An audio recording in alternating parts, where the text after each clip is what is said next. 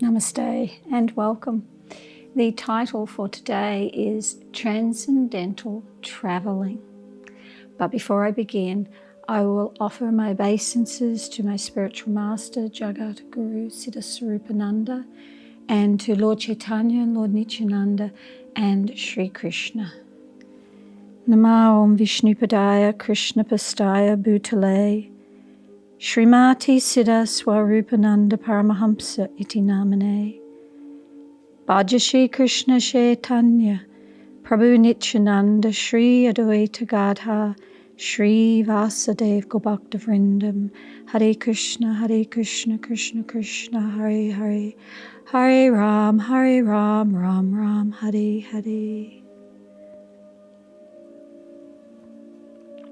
So as the title alludes to, this is about travelling.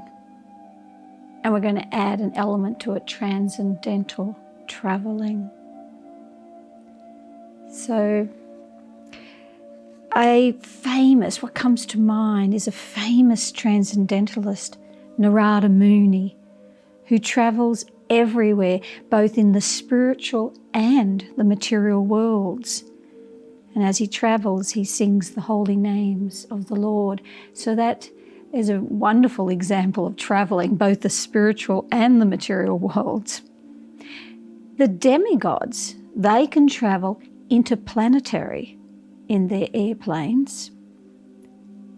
And the yogis, they can travel through the universe on a mystical river. But for the ordinary person, myself here, when this pandemic is not affecting the planet, travel is, we can travel throughout all the city that we live in, we can travel state to state, and we can travel country to country.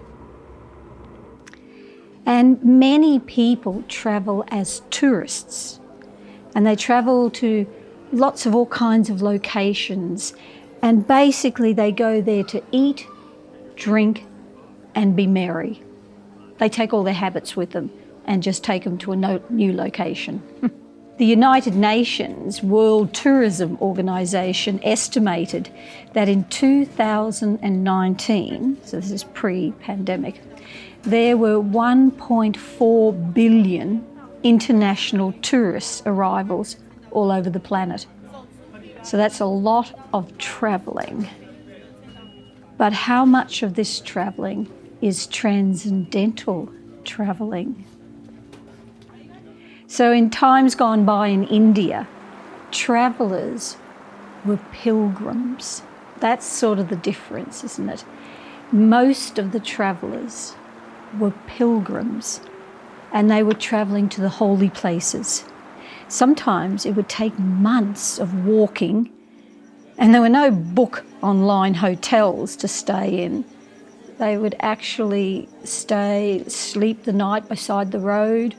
Maybe somebody would offer that they could sleep in a cow shed out in the rural areas. So austerity was an accepted part of their pilgrimage. Very different to nowadays, isn't it? So the first time that my husband Jamunadas and his friend Bolanath, they arrived in Mathura, I think they got there by train, then they had to get from Mathura to Vrndavan, which is about maybe 15 kilometres distance, too far to walk. But there was no way of getting there. So they ended up travelling from Mathura to Vrndavan on the back of a bullock wagon. And when they arrived in Vrndavan, there were no hotels everywhere and things like that.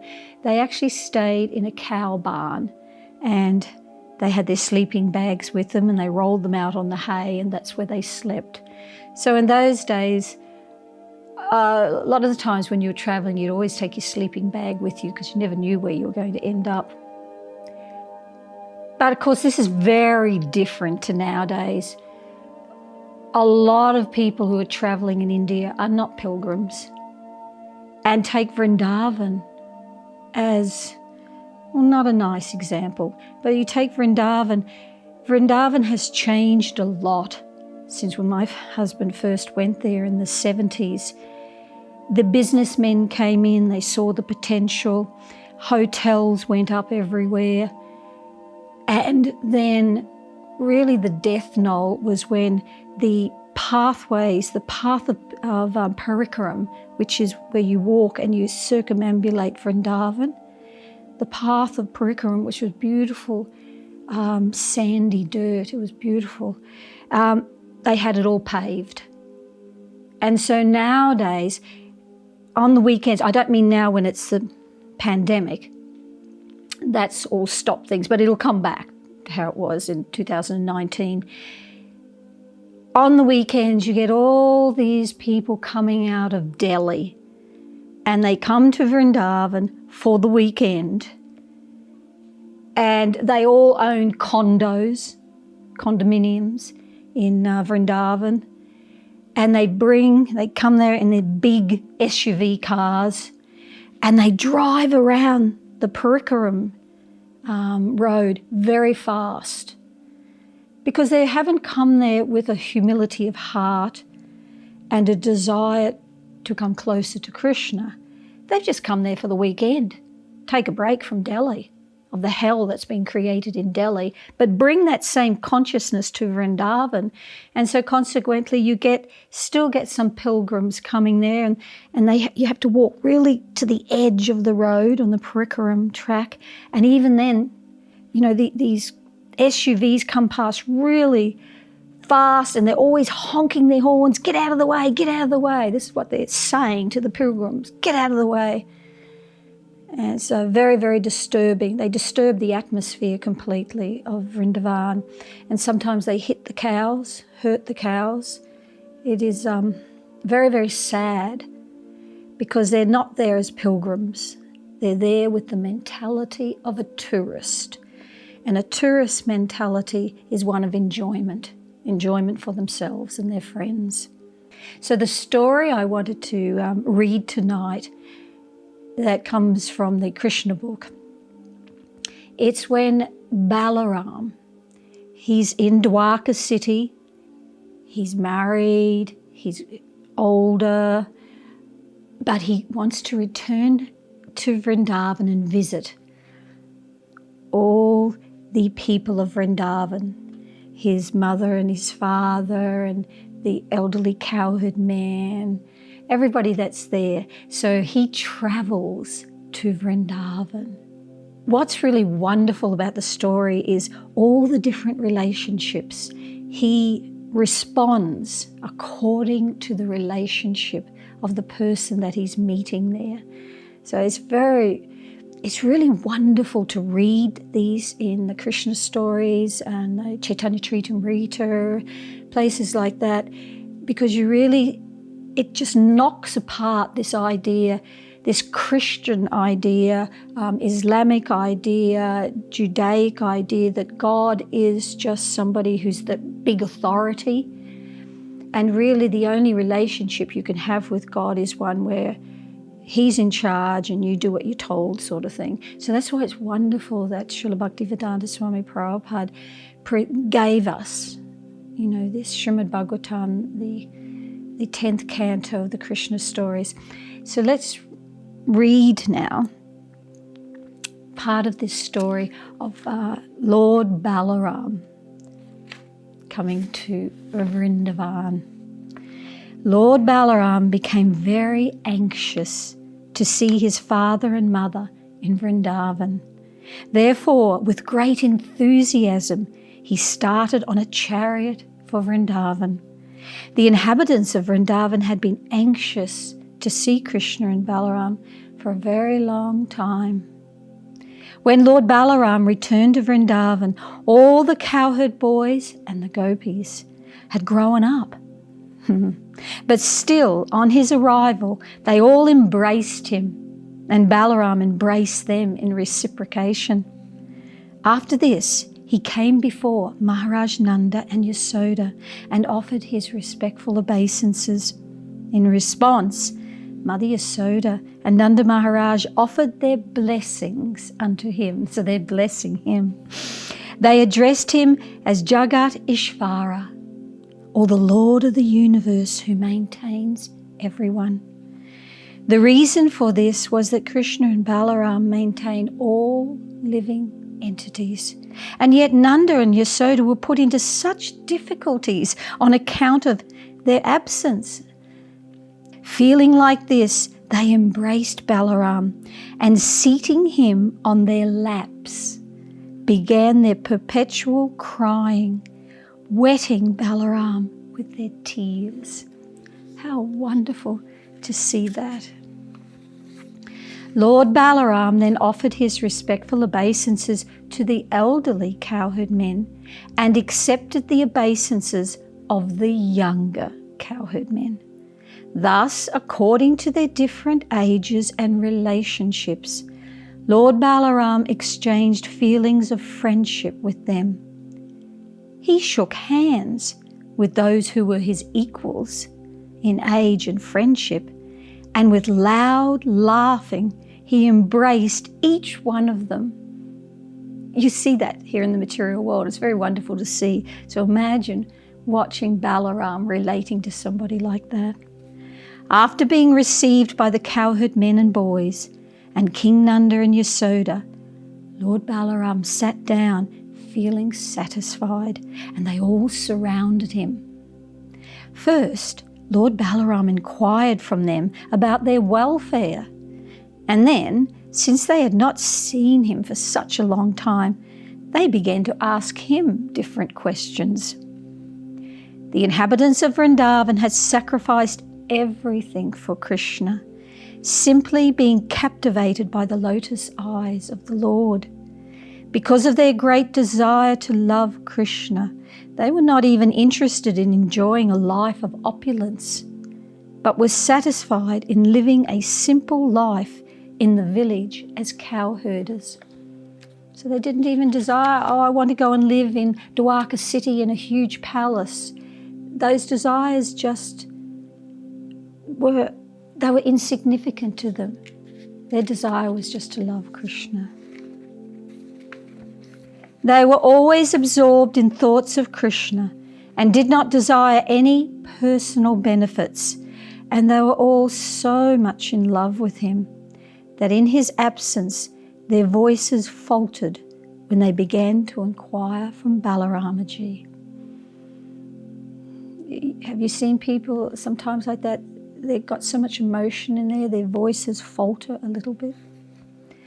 Nanda Maharaj inquired, "My dear Balaram, are our friends like Vasudev and others in the family doing well? Now you and Krishna are grown up, married men with children. In the happiness of family life, do you sometimes remember your poor father and mother, Nanda Maharaj and Yasoda Devi? It is very good news that the most sinful King Kamsa has been killed by you, and that our friends like Vasudev and the others who had been harassed are now being relieved. It is also very good news that you and Krishna defeated Jarasandha and Kalyavana, who is now dead, and that you are now living in a fortified residence in Dwarka." So all those things happened a long time ago, but this was their first opportunity to really say to Krishna and to say to Balaram, well done, well done. When the gopis arrived, so this was all the cowherd men, Nanda Maharaj, Mother Yasoda, now it takes a slightly different shift in what's happening. When the gopis arrived, Lord Balaram glanced over them with loving eyes. Being overjoyed, the gopis who had so long been mortified on account of Krishna and Balaram's absence, they began to ask about the welfare of the two brothers.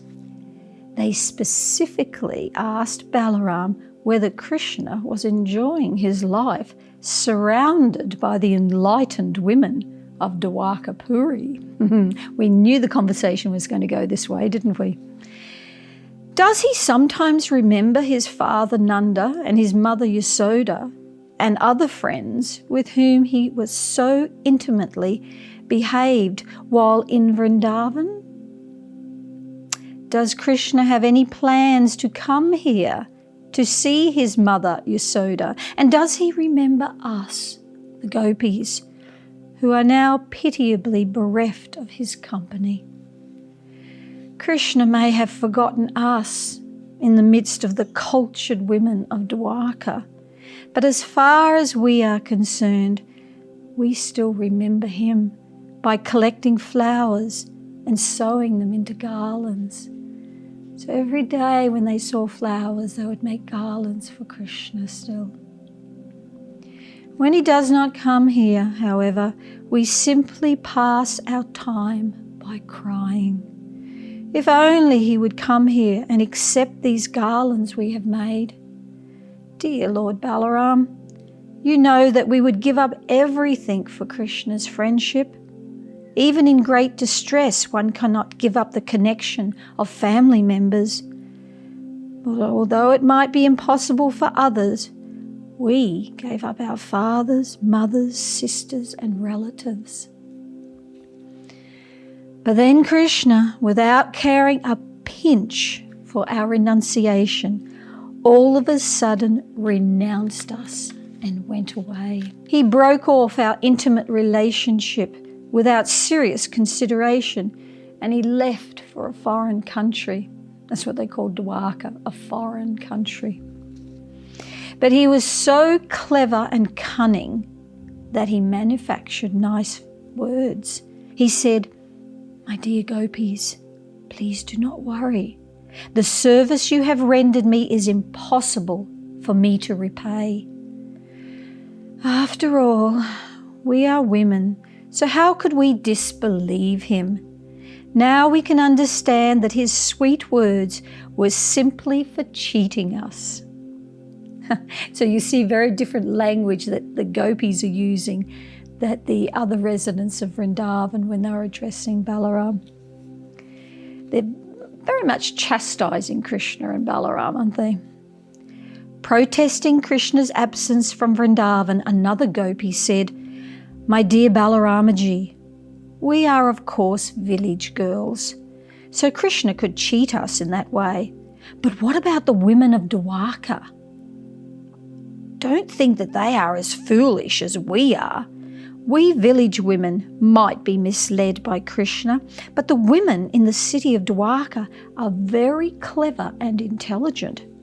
Therefore, I would be surprised if such city women could be misled by Krishna and that they believe his words."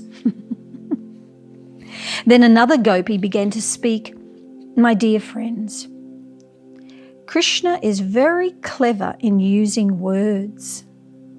No one can compete with him in that art. He can manufacture such colourful words and talk so sweetly that the heart of any woman would be misled. Besides that, he has perfected the art of smiling very attractively. And by seeing his smile, women become mad after him and give themselves to him without hesitation." So the gopi girls, that's all they can think about is Krishna. Even after all this time has passed, it is as if no time had passed. Another gopi, after hearing this, said, "My dear friends, what is the use of talking about Krishna? If you are at all interested in passing time by talking, let us talk about some other subject other than Krishna." Because basically that's all they can talk about. If cruel Krishna can pass his time without us, why can't we pass our time without talking about Krishna? Of course, Krishna is passing his days without us very happily, but we cannot pass our days happily without him. When the gopis were talking in this way, their feelings for Krishna became more and more intense, and they were experiencing Krishna's smiling, Krishna's words of love, Krishna's attractive features, Krishna's characteristics and Krishna's embraces. By the force of their ecstatic feelings, it appeared to them that Krishna was personally present and dancing before them. Because of their sweet remembrance of Krishna, they could not check their tears, and they began to cry without consideration. Such love they have for Krishna, yeah. So all glories to the residents of Vrndavan. Namaste. Jai Lord Balarama! Jai Lord Balarama! Jaya Krishna! Jaya Krishna! Jaya Lord Balarama! Jaya Lord Balarama! Jaya Lord Krishna! Jaya Lord Krishna! Jaya Lord Balarama! Jaya Lord Balarama! Jaya Lord Krishna! Jaya Lord Krishna! Jaya Jaya Balarama! Jaya Jaya Balarama! Jaya Jaya Krishna! Jaya Jaya Krishna! Jaya Jaya Vrndavan! Jaya Jaya Vrndavan! Jaya Jaya Balaram! Jaya Jaya Balaram! Jaya Jaya Krishna! Jaya Jaya Krishna! Jaya Jaya Balaram! Jaya Jaya Balaram! Jaya Jaya Balaram! Jaya Jaya Balaram! Jaya Jaya Krishna! Jaya Jaya Krishna! Sweet Balaram! Sweet Balaram! Sweet Krishna! Sweet Krishna! Sweet Balaram! Sweet Balaram! Sweet Krishna! Sweet Krishna! Sweet Balaram! Sweet Balaram! Sweet Krishna! Sweet Krishna! Sweet Balaram! Sweet Balaram! Sweet Krishna! Sweet Krishna! Sweet Balaram! Sweet Balaram! Sweet Krishna! Sweet Krishna! Sweet Balaram! Sweet Balaram! Sweet Krishna! Sweet Krishna! Smiling Balaram! Smiling Balaram! Smiling Balaram! Smiling Balaram! Smiling Krishna! Smiling Krishna! Smiling Balaram! Smiling Balaram! Smiling Krishna! Smiling Krishna! Hare Krishna, Hare Krishna! Krishna Krishna, Hare Hare! Krishna, Hare Hare! Hare Rama, Hare Rama! Hare Rama, Hare Rama! Rama Rama, Hare Hare! Rama, Hare Hare! Smiling Krishna! Smiling Krishna! Smiling Balaram! Smiling Balaram! Smiling Krishna! Smiling Krishna! Smiling Balaram! Smiling Balaram! Smiling Balaram! Smiling Balaram! Playful Balaram! Playful Balaram! Smiling Balaram! Smiling Balaram! Playful Balaram! Playful Balaram! Angry Balaram! Angry Balaram! Angry Balaram! Angry Balaram! Smiling Krishna! Smiling Krishna! Smiling Krishna! Smiling Krishna! Jaya Balaram and Krishna! Hari Bol! Hari Bol!